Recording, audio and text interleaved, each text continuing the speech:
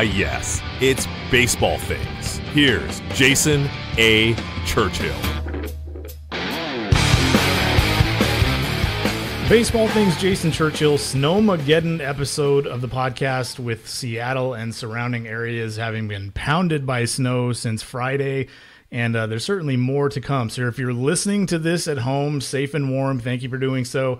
If you're listening to this on your way to work on Monday or Tuesday, I suppose, please drive carefully. And if you are at work, congratulations for making it safely. And I hope you made it on time as well. This episode, we're going to change gears a little bit from all the prospect discussion that we've had over the last 3 days with pitchers and catchers reporting within hours. Let's preview this whole spring training and this upcoming 2019 season. We'll do a full preview a little later, right before the Tokyo trip. But to preview spring training, kind of see where the Mariners are at this point, I figured we'd go up and down the roster and talk about some of the position groups. And to help us do that, Luke Arkins agreed to come on and keep me from going absolutely insane. Luke, thanks for the time. How's the snow been treating you over there in the North Seattle area this weekend? It is pretty bad over here. Of course, as you know, there's so many hills around here and shoreline and everywhere else, and I think that's the toughest part. You know, I tell my friends back east, and of course they're laughing at me because it's so cold back there, but, you know, they don't have to deal with hills, and they have more snow removal gear in the cities there than they do here, so it's quite interesting.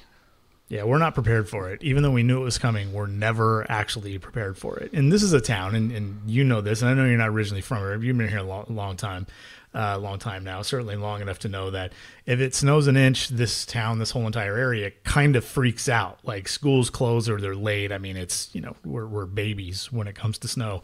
This might change things. This is pretty ridiculous because as we record this on Sunday night, the forecast in just about every area in Seattle or surrounding Seattle within 30 miles is going to be blasted with anywhere from 2 inches to another foot, depending on where you're at. So, yeah, if you're out there, please stay safe in the snow. Besides all the snow, Luke, you know, what the hell is new with you? I think podcast listeners haven't heard from you in a bit, and that's entirely my fault, not yours. But what's new in Luke Arkins' world these days? Not much, just kind of looking forward to baseball season. You know, of course, I'm teamed up with you over at Hero Sports also. I don't know if I was working with them when we talked last. It's been quite a while, like you said. Nothing really new. Kind of looking forward to going down to spring training next month and actually watching baseball. I'm working on a bunch of recaps of the off season for each AL West team, and just doing that kind of gets me a little excited, ready to go and watch some people play baseball. How much do you miss the games themselves over the winter? Because I'm going to be honest with you, I don't really start missing the games until right about now, like right when the kind of like you can smell the grass kind of a thing. That conversation is starting now because spring training opens this week. Do you miss the games in November, December, or are you like me and you don't really miss that entirely until it gets closer to the following season?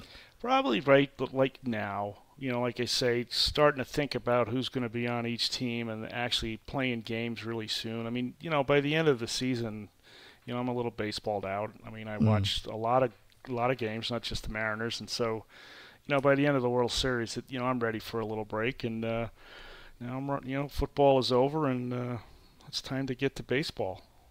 I think the big thing for me is the free agent signings, this year the free agent freeze.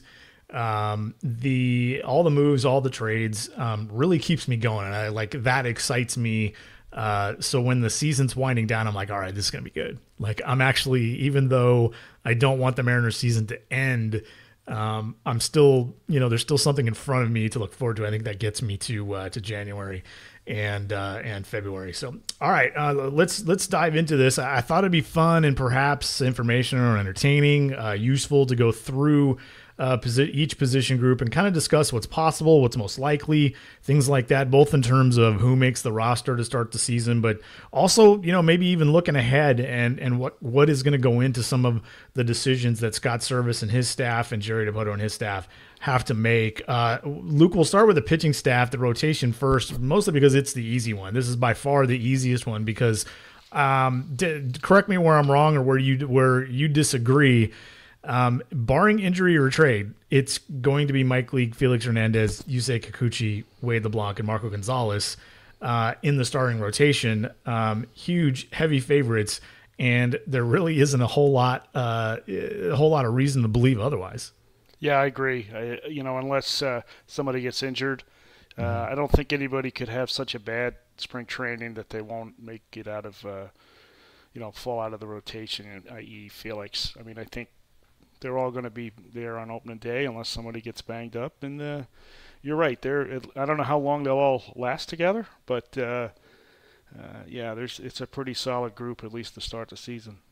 Now, the possibility for injury is always there, and the possibility for trade with Jerry Dipoto at the helm is obviously always there. I don't think we're going to see a Felix Hernandez trade. I don't think we're going to see a Marco Gonzalez trade.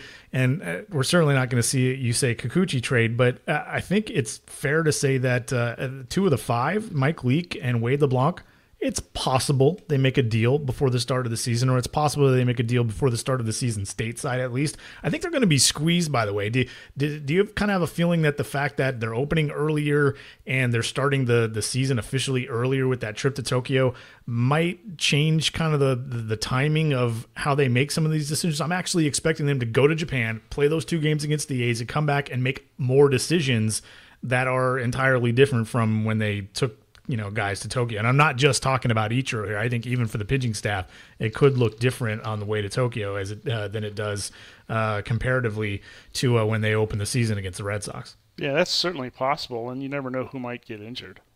I mean, somebody gets hurt over there or doesn't. They're not ready.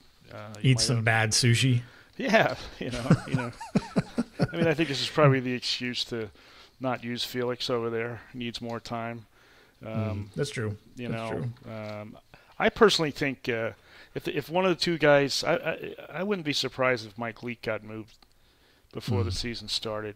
I mean, if you figure he's making about $11 million now when you assume when you factor in what the Cards are paying, right? What the Cardinals are paying. Well, he's got 2 years left on his contract. I mean, he is as good or certainly more reliable than Matt Harvey, who's making $11 million for the Angels this year. Sure, for sure, absolutely. So there's some team, and obviously the Angels are hoping for upside there with Matt Harvey, but there have to be teams out there, and there absolutely are teams out there that are looking for some stability and some reliability in their rotation.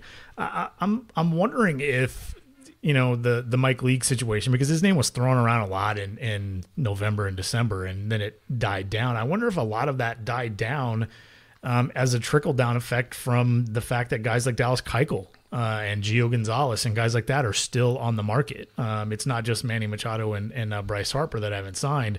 There are several other guys too. A lot of middle tier prospects and low to middle tier, free agents and low to middle tier free agents are still out there, and I imagine that could be holding up the Mike Leake scenario too. Maybe Seattle does, maybe Jerry does want to trade him, but the market's just not really there because clubs like the Padres and the Cubs are kind of hoping for one of these free agents. So yeah, I think you're right. He probably is the most likely. What do you think about the idea? And I think I threw this out in a previous episode, or maybe mentioned it on Twitter. If the Mariners really like what a Roenis Elias, or more likely an Eric Swanson, or they grab somebody that they don't currently have in a contract between now and the time they have to make the decision, of them doing what they did with Wade LeBlanc last year, again this season, and starting him in the bullpen, opening up another spot in that rotation, because that's really the only way a guy like Eric Swanson starts the year at the big league level, in the rotation at least, is if there's a spot that's open, and the Mariners are going to have to create that. If Mike Leake isn't traded, I guess Wade LeBlanc to the bullpen is the thing, because Jerry said on local radio, 2 weeks ago, that Felix is not going to the bullpen.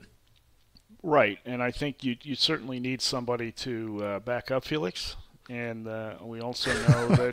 Seriously, I mean, I think we see eye to eye on him, and that there's a good chance that some of his outings are going to be shorter than others, and we know that puts a strain on the bullpen. And then also, Kikuchi is going to need to be spotted. Also, he's only going to come out, and I think exactly how Dipoto put it, but he's essentially just going to come out and throw an inning, and that's going to be it for him. And when that's the case, you're going to need somebody that can come in and eat innings, and whether that's Elias or Wade LeBlanc or Swanson. Yeah, I mean that's certainly a possibility. I would think that at least early in the year they carried the extra reliever as well. And remember 5-10 years ago, the extra reliever was the 7th guy. And now it's the 8th guy, because I actually think they're going to carry 8 relievers quite a bit early, very much for the reason you were just talking about. Luke, I hate the Felix Hernandez situation, because Felix Hernandez is an icon here, great pitcher, probably not a Hall of Famer, or certainly not an automatic first ballot, kind of a no-doubter Hall of Famer at this point, but he had that kind of a peak, and he's just fallen off such a cliff, and it's a sore subject, and I really don't like talking about it. It's really sad that it's legitimate to say Felix Hernandez needs a backup. Maybe that's Wade LeBlanc's role, or Eric Swanson's role. You're right. That's a really interesting kind of way to look at how they might put together the rotation based on what they need after Felix Hernandez and Yusei Kikuchi in his short starts leaves the game. Really interesting take there. I think the one area where Jerry would like to, in the future, in the near future, like maybe during the 2019 season, just before the 2019 season, or put it at the very top of his list, I think Jerry Dipoto understands that neither Marco Gonzalez or Yusei Kikuchi are going to go toe-to-toe with Garrett Cole and Justin Verlander and Corey Kluber and guys like that on a regular basis. And as he builds this team, you're going to want a guy like that. And I just think as you look around, and I'm not suggesting he's going to trade 5 of the prospects he just acquired this offseason to try to go get Jacob deGrom. I'm just saying I think that's probably the position that's at the top of Jerry's like wish list, so to speak, as he moves forward with the rebuild. Does that make sense? Am I making sense there? Because I think he likes kind of what he's building around the infield. Maybe J.P. Crawford's your future shortstop. I think, maybe Shed Long's your future second baseman. I think they'll worry about first base if it's not Evan White at a later date. Obviously, they're going to have to go out and get a long-term catcher. But I think, and he's got some pieces in the outfield with Smith and Haniger, and maybe even Domingo Santana, and maybe one or two of the prospects come up. But I think the one area where he knows he's going to need something bigger is that starting rotation. And the reason I'm bringing this up is because maybe I'm insane here, because I kind of think he wants to go get Garrett Cole or Jacob deGrom or Justin Verlander, and I think he kind of has a plan to try to go out and get somebody like that over the next 2 years. Jerry Dipoto's not stupid. He's a former major league pitcher. He watches the postseason and understands how big pitching is, not just relief pitching these days, but that starting pitching is still extremely important. Am I out there a little bit on this, Luke, or am I actually making sense? Well, it makes sense, but what we don't know is what does he think of Kikuchi and Justice Sheffield? Does he view them as the guy or guys that are going to top his rotation or not? Right. I mean, the Sheffield question is, we have our opinion on it, but what does he think? What are they thinking internally? The Sheffield question is legitimate, but I think we've already heard multiple times Dipoto hint or actually even say that Kikuchi's more of a 2 or a 3, and that they kind of expect that kind of a performance out of Kikuchi. And if he was 21, 22, 23 years old like Shohei Ohtani was a year ago when he came to the States and he came to the Major League Baseball, you might think, okay, he can work his way into kind of that ace role. But Sheffield is legit, though, and there is at least an outside chance that Sheffield becomes one of those. I just feel like if there's a potential payroll splurge for Jerry Dipoto, it's going to be for one of those pitchers. Really interesting to follow on that. So I'm looking at the NRI list really quick in the starting, for starting pitching, Luke, and I don't see anybody on that NRI list that even really has a shot to. I mean, it's a little different for the bullpen maybe, but that's not a real impressive non-roster invitee list when it comes to starting pitching. The only guy to me that stands out is Max Posey, and he's got a long way to go. They just DFA'd him so they could clear a spot on the 40-man roster, and he's really been stagnant over the last couple of years. Do you see anybody on that list starting pitching wise for 2019 that kind of pops out as a guy who could be an emergency guy, or if there was an injury to a Felix or a Wade LeBlanc, or two guys for that matter, that could really step in and start some games early and kind of save the Mariners? Well, I don't know that the Mariners are savable, but Saving them from throwing 7 relief pitchers on back-to-back days. You know what I mean? Well, just I think give them somebody to go out there and give them 4 or 5 innings. I don't know what Tommy Malone is anymore, or some guy like that. I mean, if you're just looking for a guy to come up for a start or two, yeah, you're right. There really isn't much there. It really is. You have the 5 guys, and then you have Swanson and Sheffield, and then there's a really big drop after that. And depending on what you think of Roenis Elias or how you plan to use him, right. he's certainly a guy. But on the non-roster invitee list, I just don't see really anything. Tommy Malone's the only guy on that list that pops, at all, and he's really more of a reliever at this point. We'll probably talk about him in a minute or two when you start talking about the bullpen. So, barring some other moves that haven't been made, we're probably looking at the group that the 7 or 8 guys that we just talked about. Do you expect, depending on injuries and trades, but if we're to assume that the 5 projected guys, start the year and that none of them have significant injuries and none of them are traded, how big of a drop, if any, are you kind of thinking the Mariners rotation gives them this season? Because I'm not sure it's going to be huge. I don't think it is either, although I'm pretty skeptical that they're all going to stay healthy and none of them are going to get traded. But, I don't, I think you could expect the same or better from Marco. I don't know how much higher he can go, but, and then Kikuchi, he hits me as a guy that wants to prove that he should be here, and that's a good thing. And LeBlanc and Leak will probably be what they are, which is okay. And Felix, of course, is the big question mark there.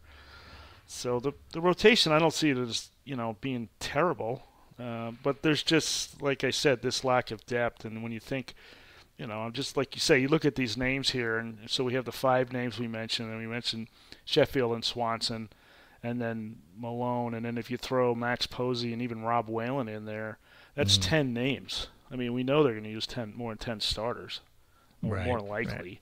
So I'm glad you said that. There's definitely, they need some help here, and who knows, maybe they go out and get Wade LeBlanc like they did a couple of years ago when. What was that, about 3 years ago when we got him in the middle of the season?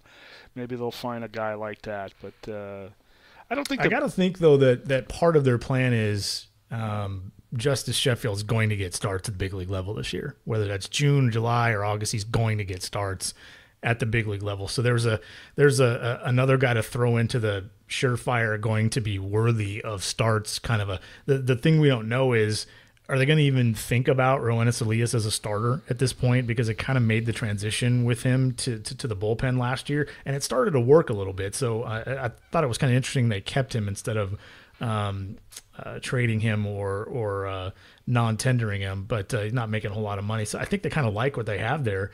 So, if they do go out and they make a deal, or somebody gets hurt, or somebody needs to be bumped, or it's one of those games where Kikuchi's only going to throw, 15 or 20 pitches, maybe Sheffield's the guy that helps them fill that gap, and they're certainly going to have a plan for that anyway, because if he's throwing the ball well and he's healthy, you want to get his feet wet a little more than the Yankees did a year ago. All right, let's move on to the bullpen a little bit, and we touched on it in the rotation conversation there about how those guys are used, and certainly their performance, but how they're used and what the Mariners' plan is for them certainly impacts who the Mariners are going to pull north with them when they first when they go far east to Japan for the Tokyo trip, but particularly when the season starts. I wouldn't even be surprised, by the way, if they took an additional arm with them in those 2 games to Japan that won't necessarily be on the roster when the season starts, and they might even leave a player or 2 off. What's the point? Like, if Marco Gonzalez is going to start that game and Kikuchi's going to start the second game, what's the point of Mike Leake, being active? Like, going on the trip, I get, but what's the point of him being active? He's not going to pitch in those 2 games. So they could essentially, leave those guys off the roster. They could put Mike Leake on the injured list on March 16th with a plan to activate him on, March 28th, a few days before the regular season actually starts. I'm really interested to see how the Mariners kind of manipulate the roster, because they certainly don't need to go to Tokyo as if they're opening the regular season the regular way. But when we talk about the bullpen, they're probably going to need some longmen. They're going to need that Felix backup. But I'm assuming healthy Hunter Strickland makes the club. I'm assuming healthy and ready Anthony Swarzak is there to pitch at the back of the game. We talked about Nick Rumbelow and guys that are out of options may have some sort of advantage, and Rumbelow is one of those. I hear Jerry Dipoto talk quite highly of Corey Guerin. I think he probably has a leg up heading into spring training at least. I think Sean Armstrong, if he's healthy, is a shoo-in. I think he's one of their better middle options, and he came up toward the end of last year. Sam Tuivalala is not going to be available until June or July, I think it is. Chasen Bradford, Dan Altavilla. You mentioned before we went live here, I think the lefty Zach Roskup. He's really interesting. I think the one guy, though, that really nobody's talking about at this point, so let's do that, is Ruben Alanis, the kid the Mariners picked up, 27 years old, at a 30% K rate in AAA for Tampa last year. The Mariners picked him up this offseason. I think he's really, really interesting. But again, I go back to that NRI list, and I really don't see a whole lot other than maybe Tommy Milone as a lefty out of the bullpen.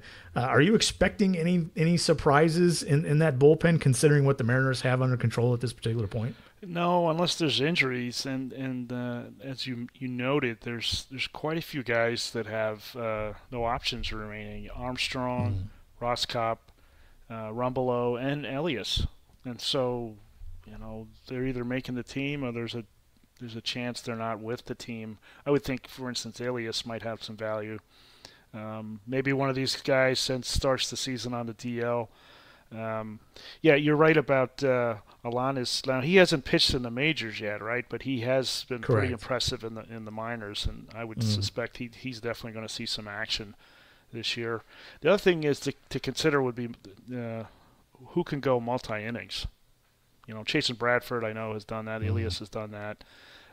Guerin has done that a little bit. Yeah, so they're going to be important too, especially with all the things we've already talked about questions about Felix, and just the fact that early in the season you may not want to go as deep with guys as you will later in the season.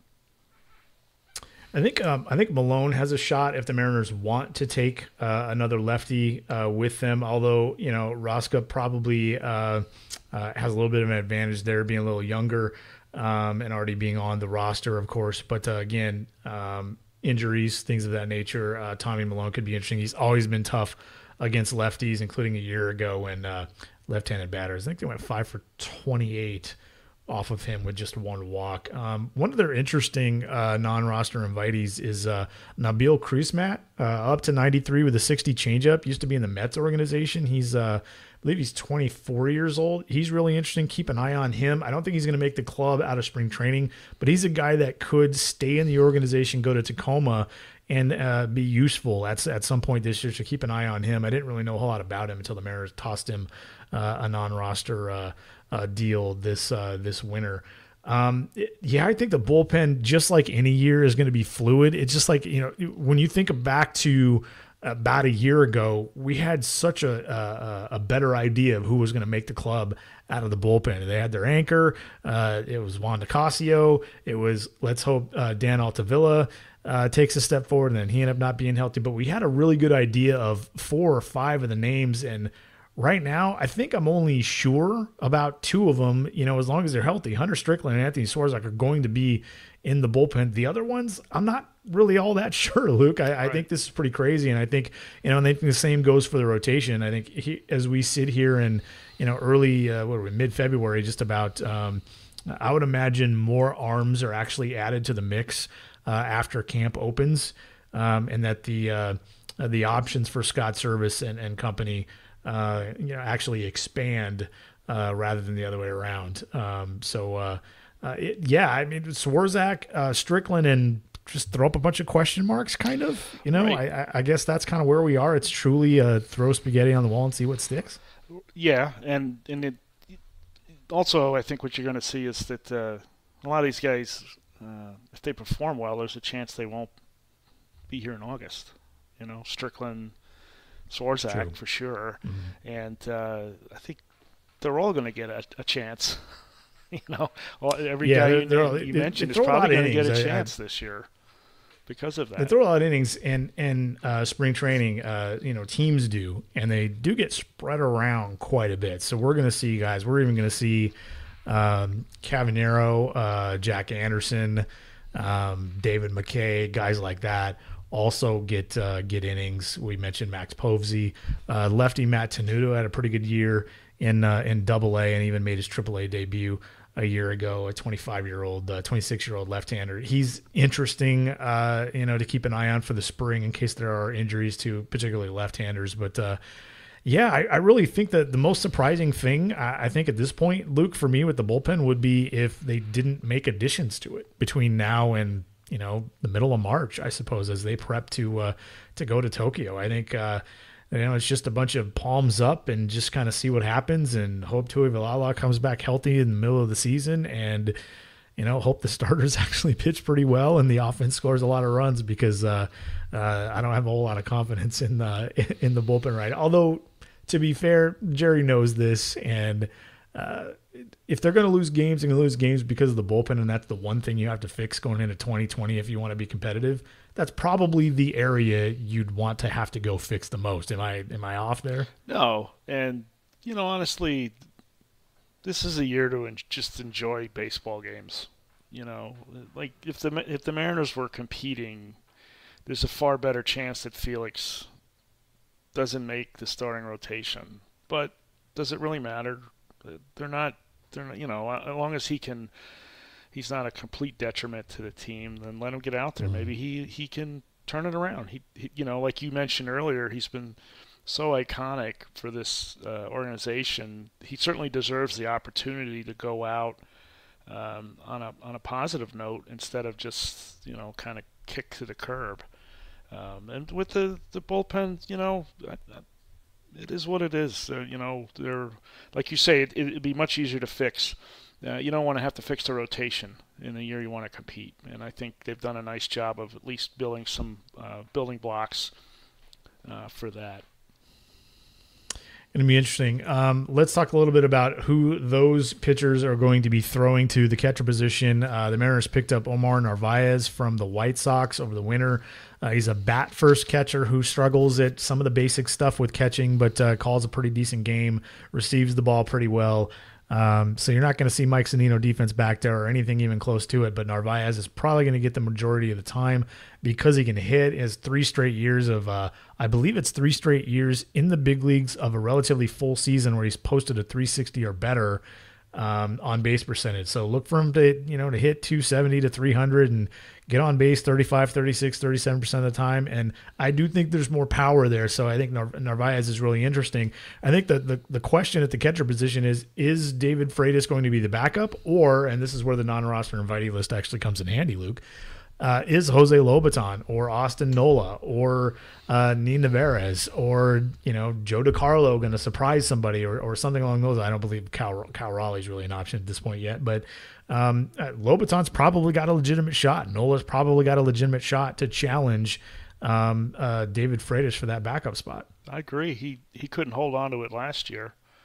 They went with Chris Herman. They eventually brought Chris Herman up to take his place. And, Freitas was a better catcher. But I guess, of course, then they had Zunino, so it wasn't as important. But if Narvaez is going to get the majority of the play time, then maybe they're willing to live with Freitas. But it wouldn't surprise me if Lobaton took the spot. Or somebody else, right. And, or somebody else that's out there. And things of that nature will come into play here. Lobaton, a non-roster guy right now. The Mariners only have 2 catchers on the 40-man roster, just the 2. Right. So if Lobaton stays in the organization somehow, he's going to have to be added to the 40-man or somehow be cool with just being that minor league guy with no 40-man roster spot. I'm not really sure how plausible that actually is at this point. And the same with Austin Nola at this point. Those guys are getting to the point in their careers where Austin Nola is 29 years old and Lobaton's 34, I think he is. where they just want the best shot to get into the big leagues and make a little money and play on a winning team. So we'll see if those guys are able to hang around. Joe DiCarlo is interesting, still a prospect, 25 years old, won't be 26 till September. Making the transition from being a third baseman. I wish they'd have made that transition 2 years before and never really let him play third base, but shows some promise, but still a few years away. It's going to be interesting to see how quickly they push him to AAA Tacoma, because that's going to be a real challenge for him to catch, all those guys that not only throw 95, but actually throw, two other pitches that they can command, and kind of see how he reacts to that, but probably starting the year in AA, but he's going to get some camp time, and he's on the NRI list. I think you're right. It's probably going to be Freitas, but I'm just interested to see what else the Mariners do at that catcher spot, particularly for Tacoma, because they find themselves, what if Freitas or Narvaez get hurt? Who's coming up? You got to have somebody who's not going to embarrass himself. You just can't throw somebody to the wolves like that. So I imagine they try to keep guys like Lobaton and or Nola around in AAA if they can't. A catching spot right now is just kind of boring. Luke, I think almost like that, the bullpen, the back end of the bullpen especially, it's a lot harder to do than the bullpen, but man, as you look for your long-term catcher, which most teams are still doing at this point, as you look for him, you just try to fill in with the best you can. And I think when you go, what Jerry ended up doing is saying, hey, if a bat first guy is the best we can do, then I guess we're going to do that and get some value out of that position. Did that move surprise you, by the way? Because Jerry's such a defense pitching guy first, wants well-rounded players, wants guys that can play multiple positions and that aren't really one-dimensional. To go out and acquire a catcher that really is, I don't want to say bat only, because he manages behind the plate, but to go get a guy like that, was that surprising to you at all? Because I was actually surprised. I like the deal and I like the player, but I was actually surprised that Jerry DiPoto made that move. I was surprised, but perhaps they believe that they can coach him up, so to speak, and make him a better defender, or at least help him get the most out of his abilities. Along the line with the catcher position, it's when you were talking, I was thinking, well, they could look and see if, maybe there's players that are later in spring, you find a guy who's out of options or something like that, you make a deal. But catcher's different, you need to have the relationship with the pitchers and things like that. That's why pitchers and catchers report early. It's tough to add a catcher at the end of spring training and put him on the 25-man roster compared to, a first baseman or something like that. So, sure. Right. Yeah, especially if it's not a veteran, a guy that's been around and he's kind of gone through changing teams and having to learn. The guys that go through that a lot, particularly at the big league level, that's a little different story. But if you add a young guy that doesn't have tons of experience, you're right. It's that one's a little tough. There are free agent catchers out there, guys that are probably worth, $1 million or $2 million guaranteed to come in and compete. But if you're going to give a guy $2 million, you're going to bring in the Rene Riveras of the world, and you're going to guarantee him money. You're probably just guaranteeing him the backup spot. And it sounds like that's just, not something they want to do at this point. Let's just let Narvaez start, 4 or 5 games a week. We'll give Freitas a couple of days to make sure we don't burn out Narvaez, and let Narvaez hit, and we'll just worry about the long-term effect a little bit later on. So totally get it. Let's move on to infielders. This is where the team gets really, really interesting for me, because I like what they did with the Tim Beckham move to make sure that J.P. Crawford isn't thrust into a big league role until he's really ready to do it. D. Gordon's going to play second base, and apparently second base only. Shed Long will start the year in the minors. Really interesting group there. When you look at that infield list, the 40-man roster infield list, what types of things stand out for you as we head a little closer to 2019? Well, Healy seems like the front runner to be the starting first baseman, but then you have Encarnacion and you have Jay Bruce and Daniel Vogelbach, and then you get into the whole DH thing, which maybe you're going to talk about later. But there seems to be a logjam of redundant skills at first base, not necessarily defense first, and some of the guys that are not defense first are not necessarily, doing as well with the bat as they used to, or maybe they never have.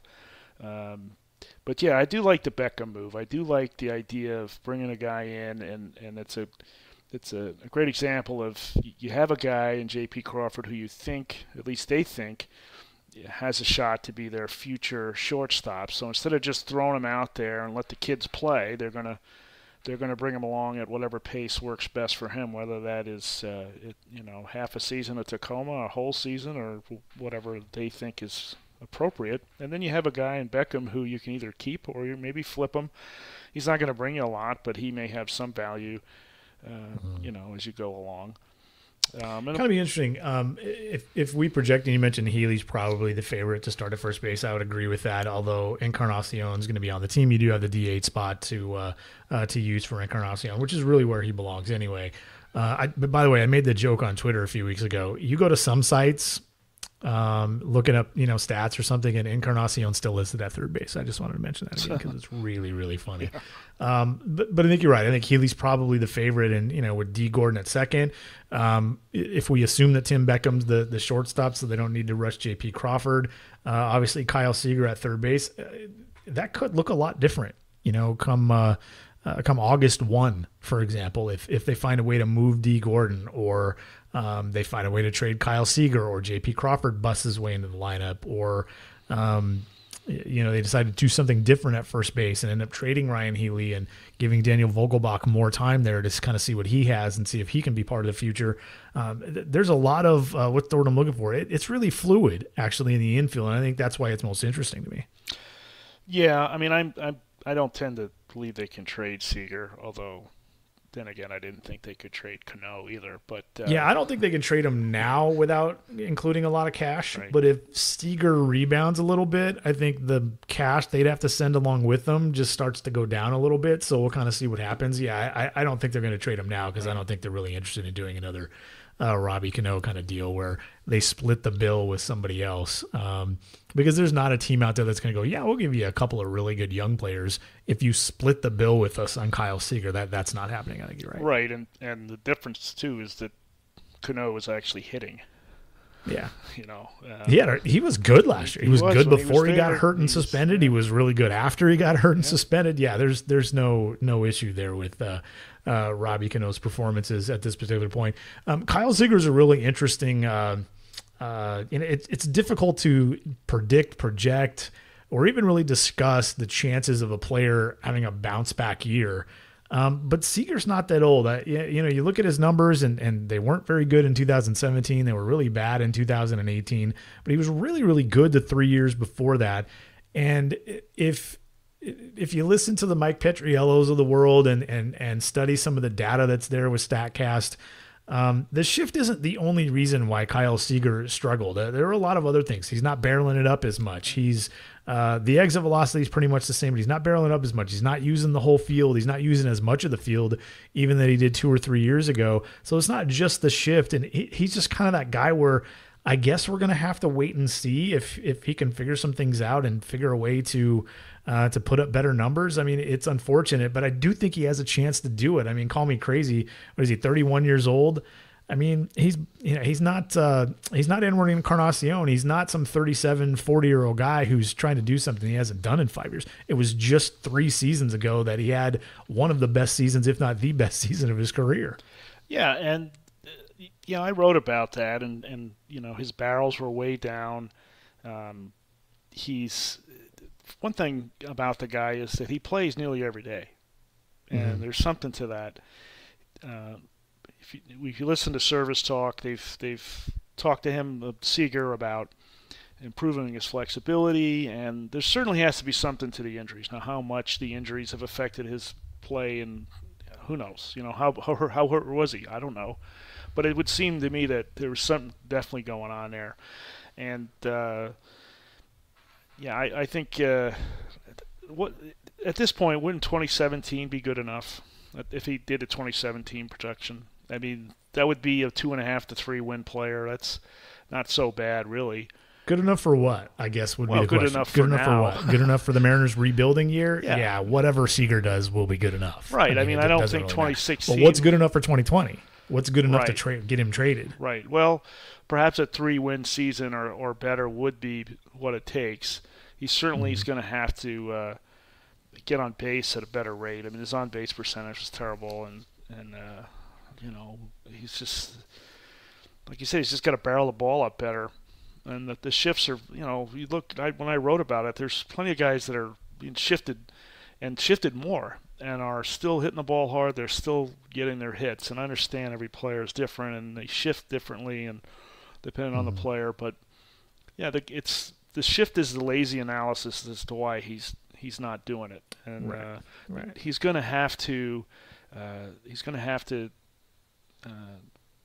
just going to have to improve himself, or else he's just going to waste away here with the Mariners and really be no use to anybody, which is sad because, like I say, the guy plays every day. I think he plays hurt, and there's something. Maybe they'll try to keep him from doing that this year. And maybe one of those ideas will be, hey, we're gonna, and this kind of brings us to the utility player conversation. Maybe instead of playing him 7 days a week, he's going to get days off even when he doesn't want it, whether that's Chris Negron or Dylan Moore, whoever handles that utility spot. Maybe at some point later in the year, Shed Long gets some time at third base.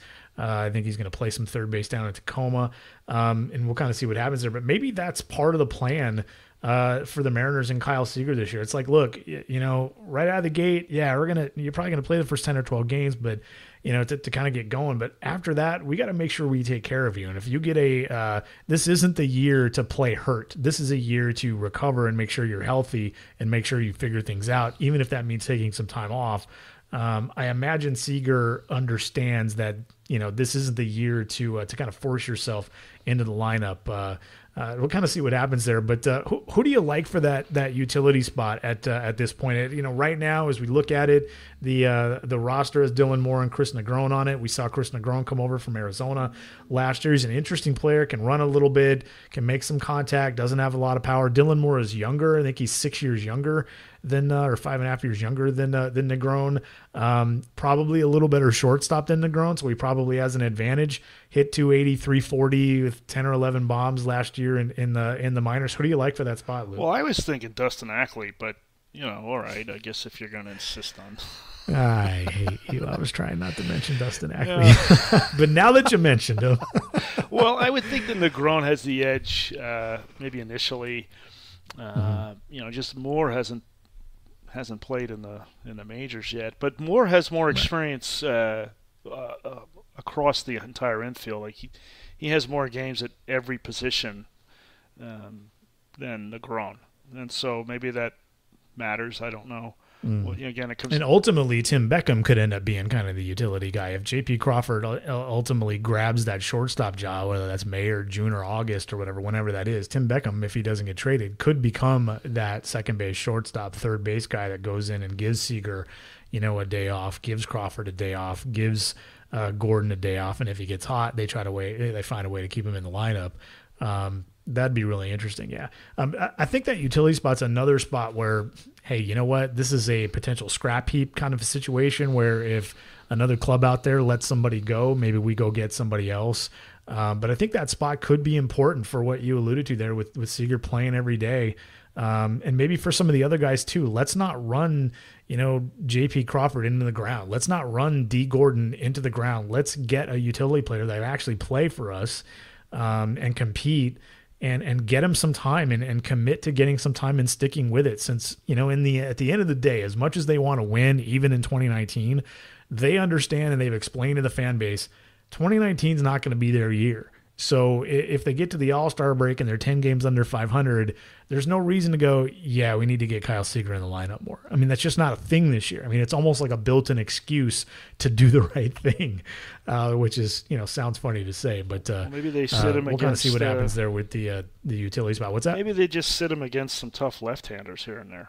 Maybe that's how you get him out of the lineup. You don't have to necessarily schedule it, but if you got a certain left-hander coming in, they just say, hey, why don't you just take the day off, or at least don't start the game. Maybe that's how they do it.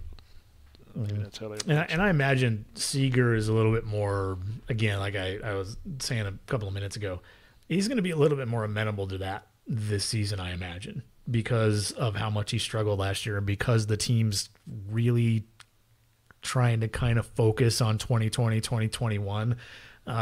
He's got to feel that, and he's got to see it too. I imagine, as much as guys want to be in there every day, no matter what the win-loss record is, no matter if it's a winning streak or a losing streak, you know, guys want to play every day, and I get it. But, you know, the Seager's at a point in his career where he needs to understand that money's in your pocket no matter what.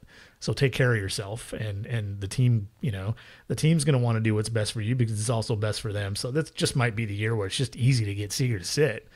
But if it's not, yeah, at some point Service has to put his foot down. All right, let's move on to the outfield. Interesting group: Malik Smith, Domingo Santana, Mitch Haniger, Jay Bruce, who also might get some time at DH or first base. Braden Bishop's also on the 40-man roster. I don't imagine he has much of a shot to make the club out of spring training. I think it's pretty simple. On most days, Santana's in left, Malik Smith is in center, and Mitch Haniger is in right. But before we went live here, Luke, you made a good point. When Malik Smith isn't playing center field, who plays center field? And if it's Mitch Haniger moving over to play center field, who's playing right field that day? So are those the days that Jay Bruce plays right field?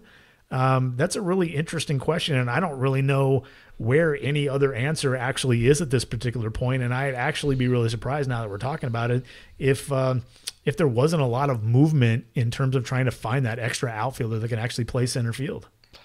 Yeah, I think they have to pick somebody. If Bishop is not ready, and there's no, I mean, he may be eventually, but he's not ready to be that, you know, backup 3-position outfielder. Yeah, they're going to play Santana every day. They're going to play Haniger every day, whether he plays right or center. And all you have is Bruce and of course, Ichiro. Of course, there's always Ichiro. But and let's not forget, we both again, agree that Dustin that's Ackley probably did a play center field short-lived a little thing, bit. right? Yeah. Oh boy. Yeah, we both agree that that's probably a short-lived thing. Oh, but so once we get into the meat of the season in April, I mean, you're not going to play Malik Smith 162 games, so you're going to play him 145 to 150 most likely. So does Mitch Haniger play those other 15 or 17 games? I guess, because that's the way the roster is constructed right now. He's really the only option. You're playing Jay Bruce out there, moving Domingo Santana over, and you're not rushing a prospect just to give Malik Smith and Mitch Haniger a day off from center field. And to be honest with you, the older Mitch Haniger gets, the less he should play center field. He's not great out there. He's just, he's average or so. But that might be a position where they go try to find a stopgap.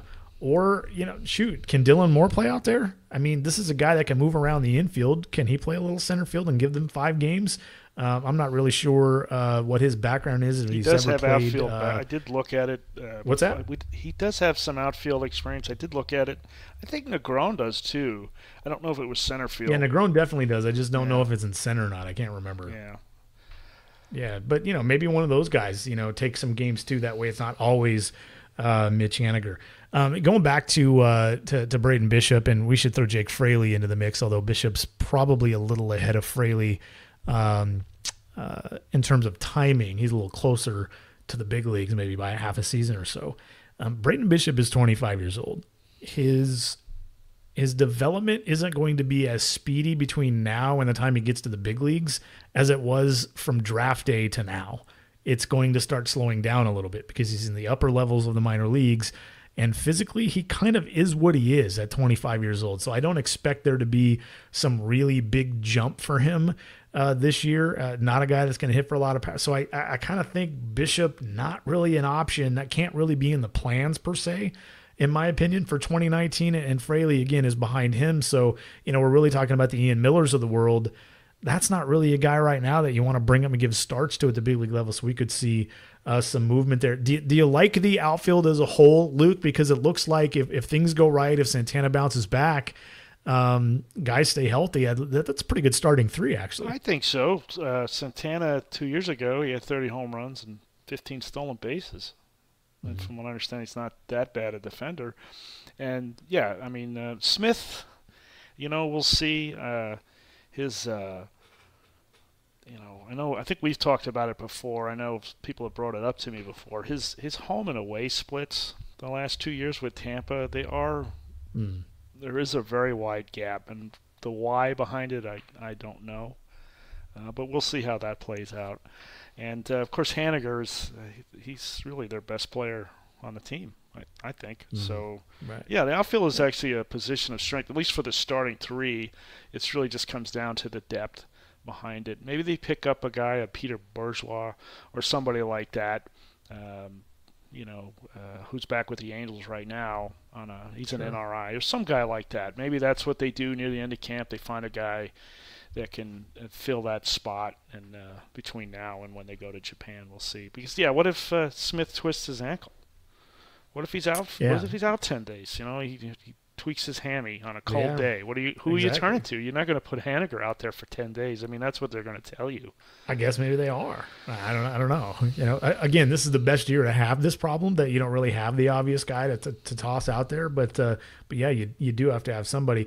Going back to the Malik Smith conversation, it's a little bit. It's certainly a lazy explanation, but the explanation that I have heard with the home and away is the surface, where he hits. The argument I heard from two different folks, he hits balls on the ground a lot, which is true, but only compared to fly balls, not compared to line drives, because he's only a 25% fly ball guy, but he's also a 25% line drive guy, so he hits a lot of line drives, and the carpet helps some of those balls get through, whereas, again, the lazy argument here is on the road, that's in the grass, and the fielders get to that more. But that's not going to explain the enormous difference between some of those numbers, home and road, like you mentioned, especially in 2018. It's a big difference. His XWOBA is 80-point difference.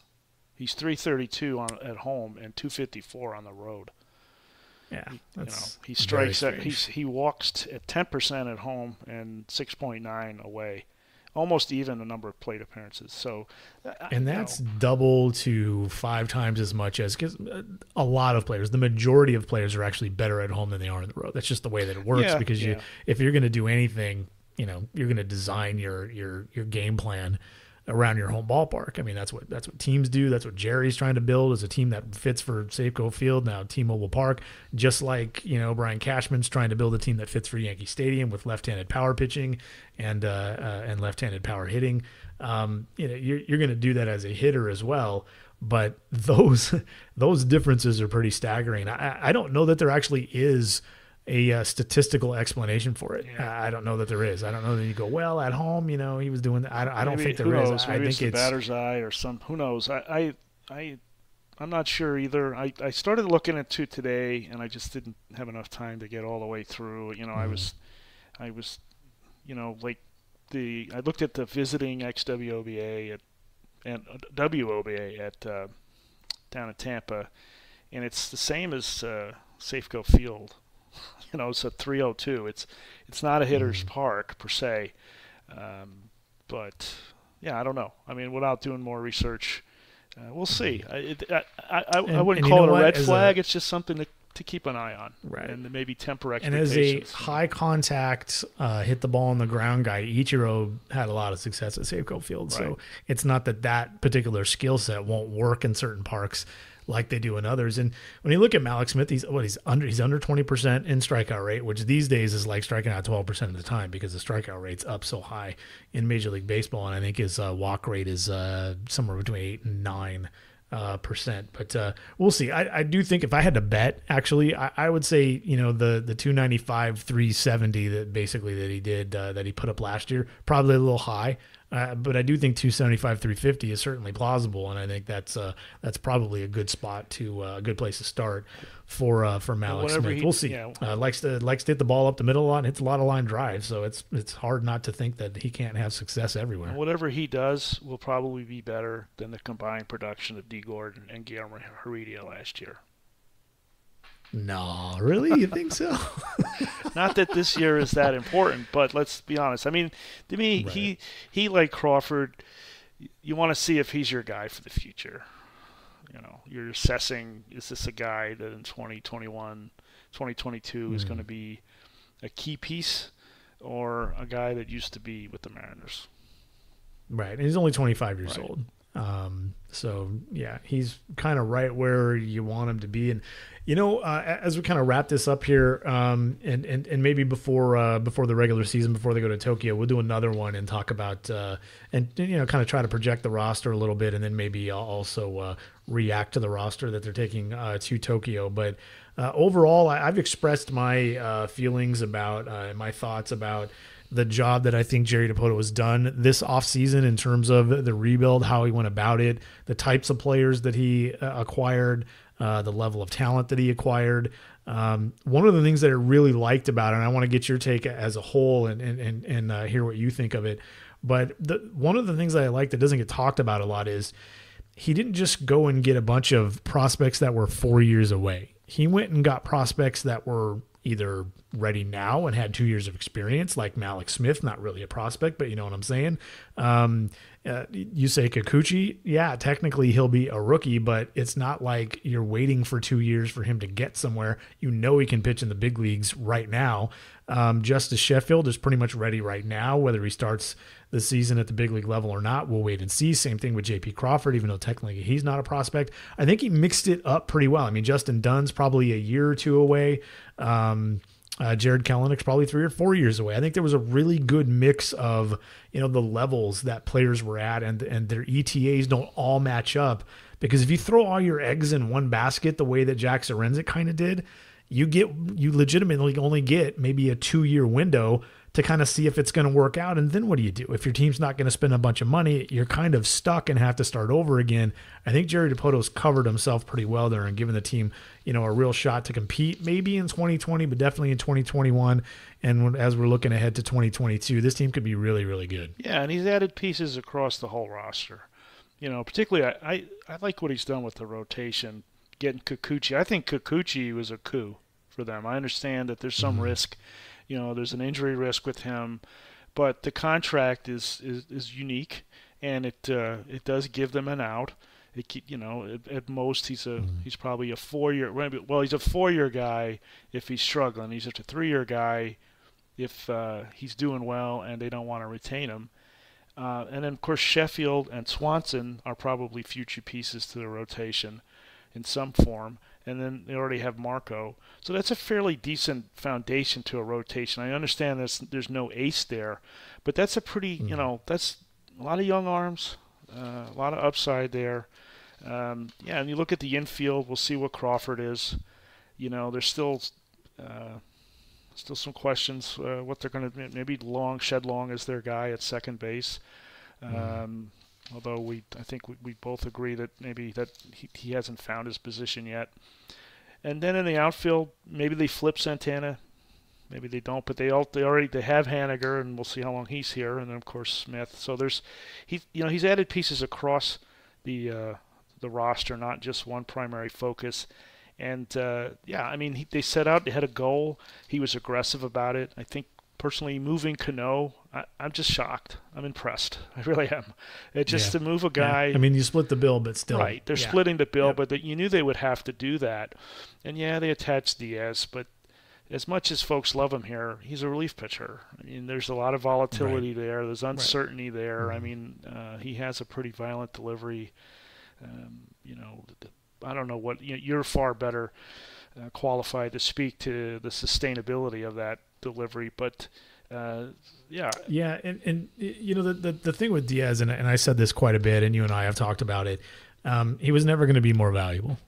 He was absolutely never going to be. He could go out there and repeat what he did in 2018 for the Mets in 2019. They could go to the World Series and they could win it, and he could save Game 7 and get them out of a bases loaded, no out jam to save it, and he still wouldn't have as much trade value as he had this offseason because of the control years. He'll be that much closer to arbitration eligible, and that much closer to free agency, and that much closer to teams just going, yeah, he's probably due. Like, he's had 2 unbelievable seasons. He's been used a lot. He's probably due to take at least a small step back, because if he continues to go like this, You know, I mean, we're talking about first ballot Hall of Famer here. And that's just not going to happen. So, or at least teams can't bet on that happening. So when you're Jerry Dipoto and you're like, okay, do we hang on to Edwin Diaz when all his saves don't really mean anything? Or do we try to get as much as we can for him while he's, you know, his value is at its peak? It was the absolute right approach. I know there are a lot of fans out there, and, you know, nobody that's really probably going to listen to this podcast, but there are a lot of fans out there that hate the rebuild, that don't get it. You were so close, but what were they actually close to? That's my argument, Luke. What were they actually close to? They were actually close to making the one game wild card playoff. That's it. For all Oakland did last year and winning, 97 games or whatever, for all they did, they played one postseason game, didn't even have an opportunity to put their best pitcher in the game, and lost, and that was their season. That was it. If I'm an Oakland A's fan, I feel cheated. We had a great season, and my team got one shot to do something in the playoffs. One shot. And that's why I hate the one-game playoff. But if you're the Mariners, that's what they were close to. They weren't close to hosting that one-game wild card playoff. They weren't close to a playoff series. They were close to a one-game playoff on the road, like 4 out of the last 8 seasons. Like, that's not really close to anything meaningful. And I think the decision by Jerry Dipoto and ultimately the ownership led by John Stanton to say, you know what, we want more than this. We want better than this. We don't want to be, if I'm John Stanton, I would have said this. And I think to some level he did. I don't want my CEO, Kevin Mather, and my baseball guy, Jerry Dipoto, going on local radio and talking about how we have a goal to win games in the mid-80s and hope we get lucky and hope we, strike gold. I don't want my guys saying that, because this town deserves more. And if you're John Stanton, you're part of this town. John Stanton is you. Yes, he's a billionaire, but he is you. It hurts when they lose games. It hurts when they go on losing streaks. That's what's different about John Stanton, and I've been saying this for a couple of years now. That's what's different about Stanton than Howard Lincoln and the group that was connected to Nintendo in Japan. They did not have that fan connection. They had a community connection, but they didn't have a, oh my gosh, I need the Mariners to win kind of a connection. I've told these stories before, and I'll tell it again. John Stanton is really close with the gentleman that founded the company that I work for and that now Luke works for a little bit in Hero Sports. They are friends. Some of the stories that our founder will tell us about John Stanton are great because they almost always end with, and then I had to let him go because the game was on. Or I only got 1 minute with him because he kept looking at his phone and he wouldn't listen to me, because he was following the game on game day. The Mariners were in Cleveland and he was following the game, and he just really didn't have time for you. He didn't have time to make $1 million deal with you because he's got more important things to do. And just about every story that's told to me by people that know Stanton, like the founder of the company that I work for, always ends that way. It's like, yeah, I was talking to John for a minute the other day, and then, it always ends with that. I mean, he is a completely different animal. And I'm not saying that makes him a great owner. I'm saying it makes him a significantly better owner who understands the pain of the fan a lot more than the previous regime, because I don't think they understood it at all. They were all talk. John Stanton is not. And I think that's why fans should actually be excited, because, I get it. I get that the typical fan out there is like, whoa, they traded Cano and he was good. They let Nelson Cruz go and he was good. They traded James Paxton and he was good. They traded Mike Zunino and, he hit a lot of home runs. And he was a fan favorite and he was great with the media. I get that. I get the pain. They traded Edwin Diaz, maybe the best reliever in baseball. But, if you're ever going to put your trust in an ownership, you want to put your trust in an ownership that actually cares about things the same way that a fan does. And John Stanton is that guy. And I got to tell you, I say this a lot and people are like, are you and John Stanton buddies? Does he actually sign your paychecks? Because you say this a lot. No, the answer is no. I get nothing for this. I'm just telling you what I hear and telling you what I believe and telling you what I know. If I'm a Mariners fan at this point, I haven't been this excited in years. And actually, as a baseball guy, I haven't been this excited to go to that ballpark in 10 years, maybe. At the very least 2012, because I was excited about the Seager, Dustin Ackley, because of what they showed in 2011 and the direction of the team, and Walker and Paxton were coming. I was excited about that. I think I'm more excited about this team right now going into 2019 and for the future than I was then, and I'm not even sure it's really all that close, Luke. I just think I get the fans just, they feel like, the air was let out, but, hang in there, just like I'm not going to say, hey, you know what, just trust the process. That's a Philadelphia thing, because that's bull. Ultimately, you need to win games, and this needs to work, but they're in a much better position right now. And I think Jerry Dipoto did it right. And I think John Stanton being willing to kind of, basically bite the bullet. That team over there isn't going to make nearly as much money this year as they did last year. They're probably going to have a red year financially. You have to be willing to eat that if you actually care about winning. And that's the proof for me. That's enough. They've been all about money for 25 years. Not anymore. Yes, they need to make money, but they also understand that winning is the way to do it. I'm jacked. I don't know about you, Luke. I know you guys are, you and yours are a little down on the organization for other reasons, and I completely understand those, and maybe we should do a podcast on that a little bit at some point, but you're going to watch games, right? You're going to watch every game like you always did before, right? Yeah, and I understand they're 89-win team. I get that, but one of the things in these previews I'm doing, I haven't quite figured out all the stats yet, but I'm just giving a quick on each team. What their runs scored per game, and on base and WRC plus and whatever were last year, and where it ranked in MLB. And look, I had the Mariners call up here. So 4.2 runs per game, 22nd in MLB. Runs allowed 4.4, which is more than they scored, and 17th. XWOBA for pitchers, 20th. On base percentage, 18th. And what was reasonable? Like if they decided to just build on that, what was reasonable this winter? They were so close to maxing out 100% on payroll. What was really, truly possible for the 2019 Mariners if they didn't break it up? I just don't feel like the ceiling was very high. Yeah, other than adding Kikuchi, who else could they have gotten? Right? Who else could they... Without giving up what they did. Adding Malik Smith would be great, but they did have to sacrifice Mike Zunino and some ancillary pieces to do it. Listening to Boris talk, and you take that with a grain of salt, that one of the appealing things about the Mariners was that they're not necessarily built to win this year, so there's not this sense of urgency to run his guy out there and overwork him just so you can take a shot at that one game you're talking about. And I do know, yeah, that's true. He was griping about the Mets, the way they used Harvey in 2015. He's had issues with the way the Nationals were using Strasburg, another injury-prone guy. So that is a recurring theme with him. And so, anyway, yeah, you're not getting – how are you improving? You're quote stuck with D. Gordon, you're quote stuck with Kyle Seager, and you could still have Cano, which is not a bad thing. But where are you going to improve? They had nothing in center field. They had to get a center fielder. Maybe you trade Zunino. They're still wondering what's going on at first base. Right. What were you going to do this offseason? You wouldn't have had Edwin Encarnacion to even, pretend to play first base over there. And if you did that, Nelson Cruz was a free agent. You're paying him $15 million to come back. There's just so many things that pointed to this being the right time to do it.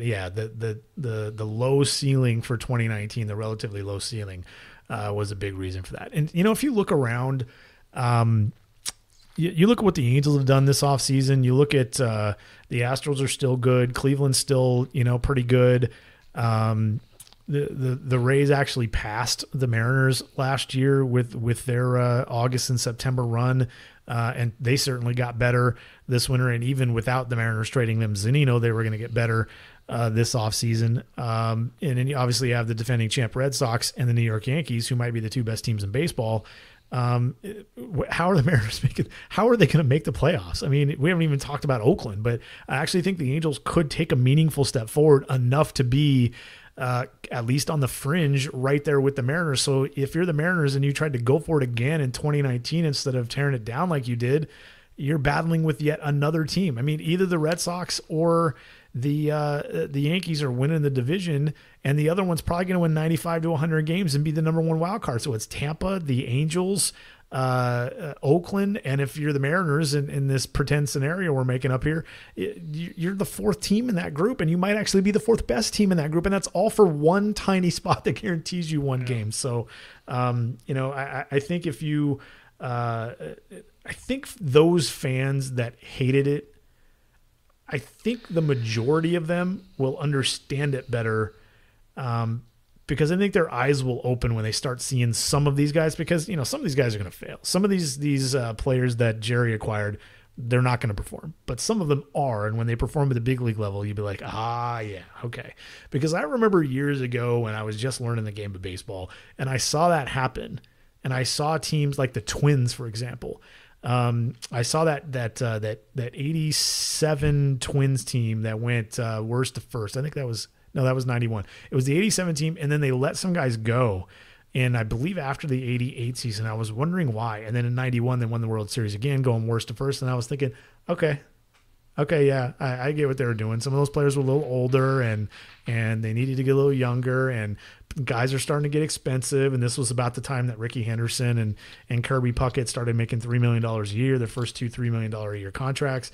I start to understand, and I do think some of those fans will start to understand it once they see some of these guys that the Mariners acquired this winter, the Malik Smiths of the world, J.P. Crawford, Justice Sheffield. When they see them performing on the field, I think they'll start to understand it. And then obviously it'll be a lot easier to accept if the Mariners ultimately end up winning, one time at least in the next 3 or 4 seasons. I would say this, and when I say this sometimes, my wonderful bride, who's a lifelong Mariners / Seattle sports fan, gets a little angry with me, is that having lived in many parts of the country, is that Seattle fans are awesome, but they fall in love with their players so fast.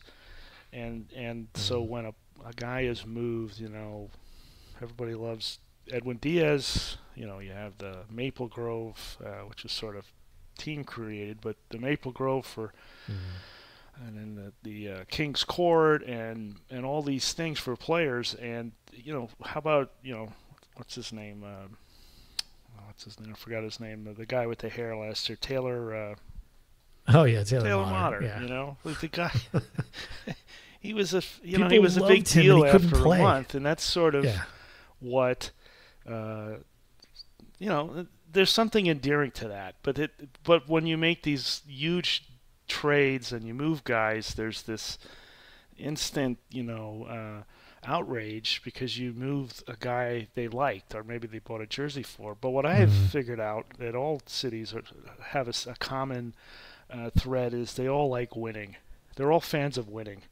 When you hear, well, this town is a big sports town, or that, they're all fans of winning.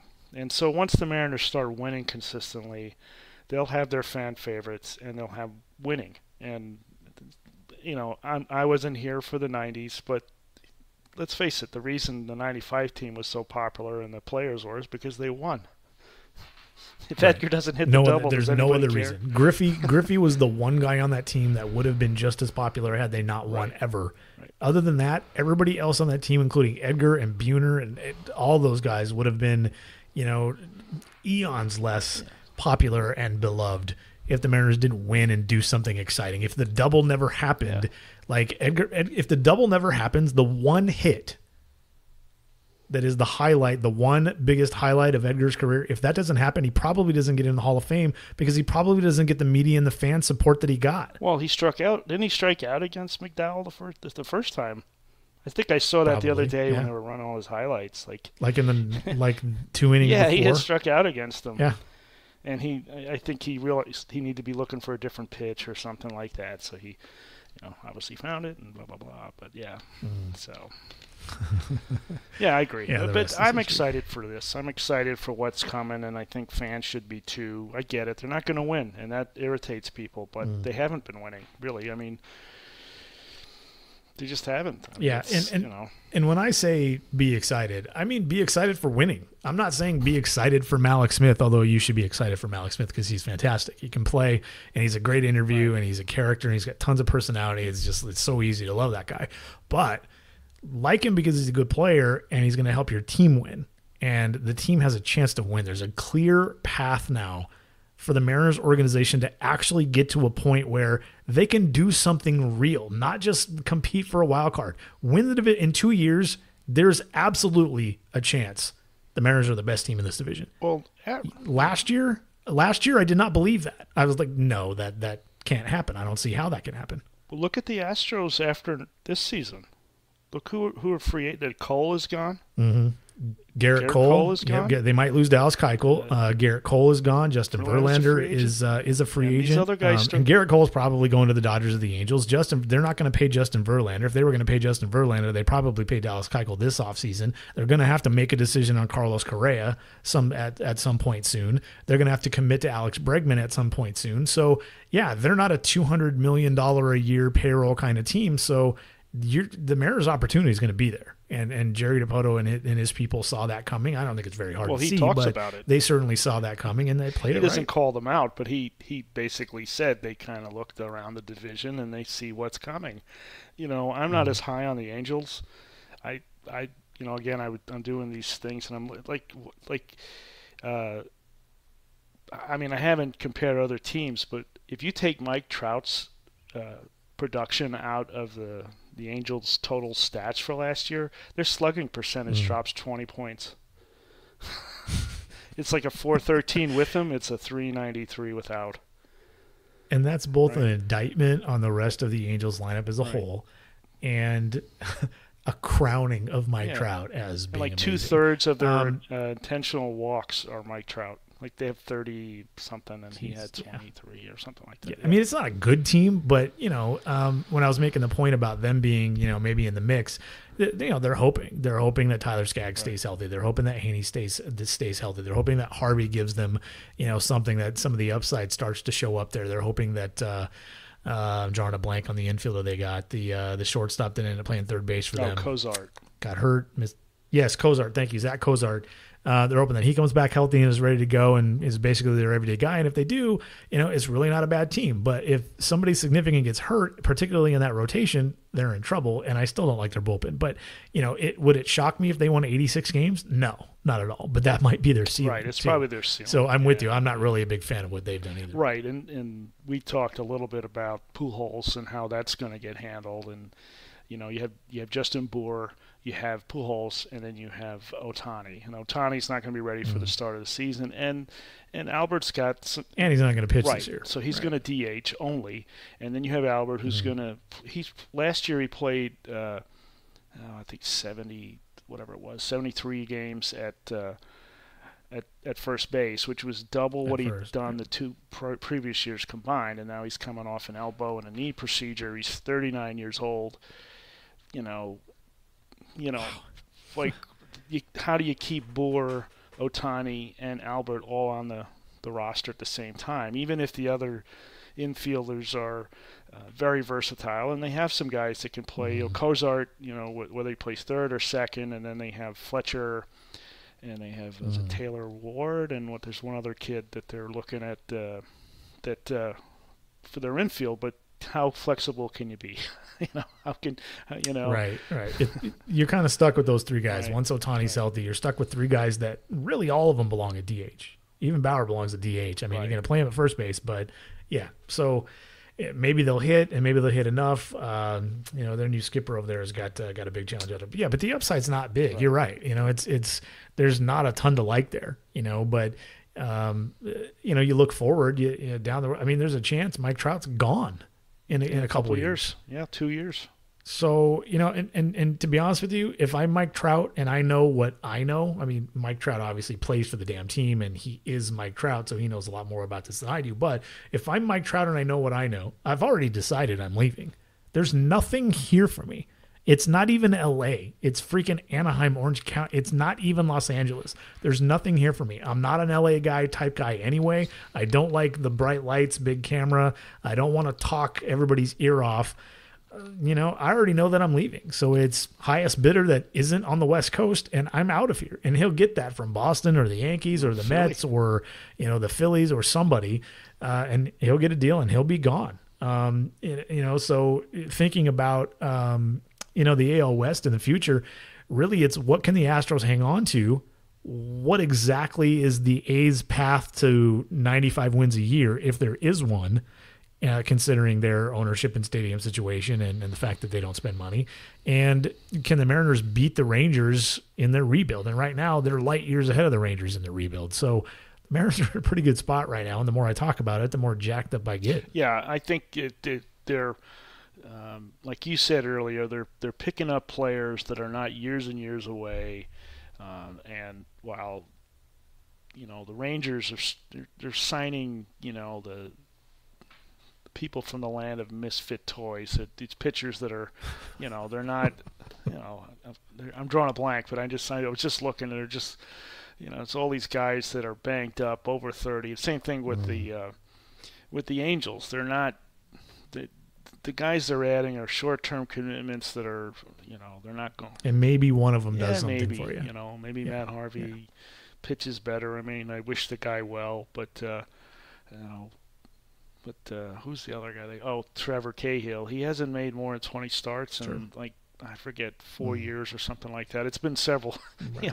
So these are the guys you're relying on. And by the way, most of your staff it's at Tommy John. Richards is gone. Shoemaker's gone. Yeah, there's a lot of question marks there still. Yeah, the AL West is not a good division after the Astros because to be honest with you, I don't really buy the A's.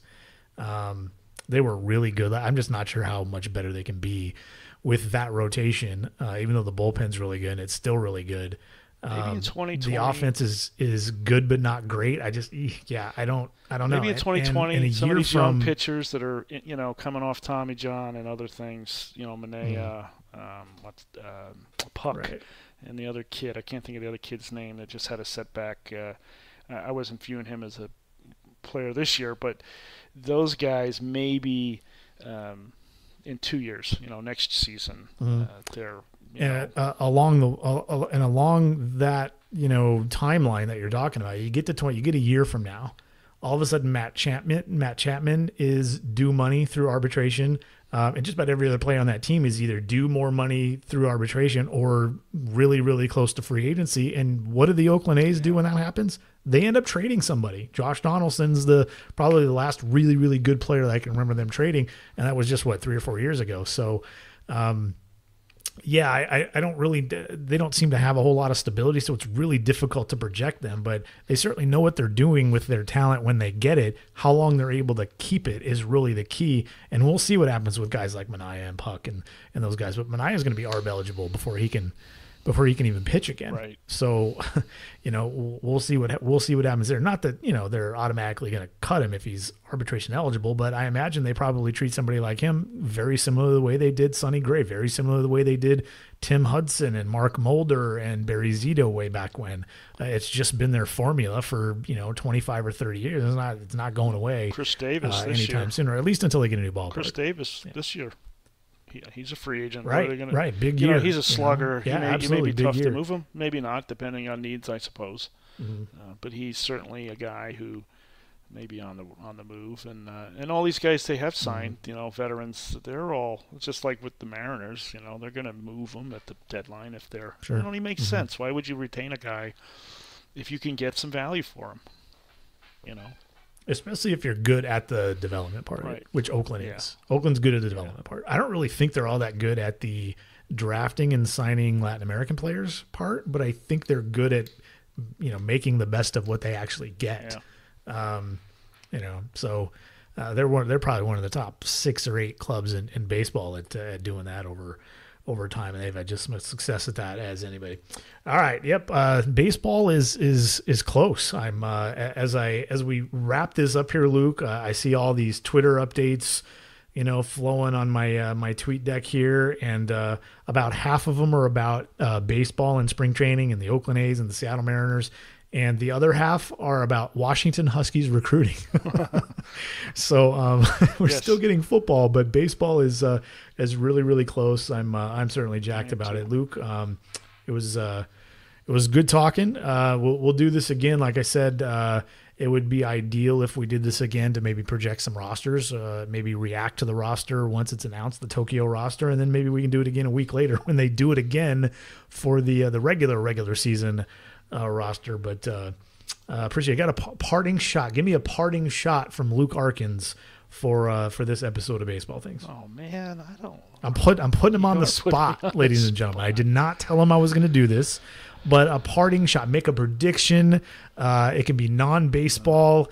One time I went on a Portland radio station. God, it was 10 or 15 years ago, and he said, "Got any last words?" And I said, "Pie is better than cake." That was my parting shot. So anything you want to say, lay it on. I don't have anything as interesting as that. I will say I believe Yusei Kikuchi is going to be he is going to surprise people, and people are going to wonder why their team didn't pick him up in the offseason, right? Mm-hmm. I think he has a chip on his shoulder in a good way. He wants to demonstrate he belongs here. He really wants to be here. I think he's going to be really good. That's a good parting shot, and you didn't think you'd have anything. That's a really, really good parting shot. I'm gonna piss off Luke here for a second. I don't have a parting shot. Thanks for joining me, Luke. Really, really appreciate it. That's gonna do it for this episode of Baseball Things. Thanks to Baseball for existing. Thank you, Steve Sandmeyer. Thanks to all of you Thingers for sticking with us. Look, talent comes everywhere, but having something to say and a way to say it so people listen to it, that's a whole other bag. And unless you get out there and you try to do it, you'll never know. That's just the truth. And there's one reason we're supposed to be here is to say something so people want to hear it. So you got to grab it. And you don't apologize. You don't worry about why they're listening or how long they're going to be listening for. You just tell them what you want to say.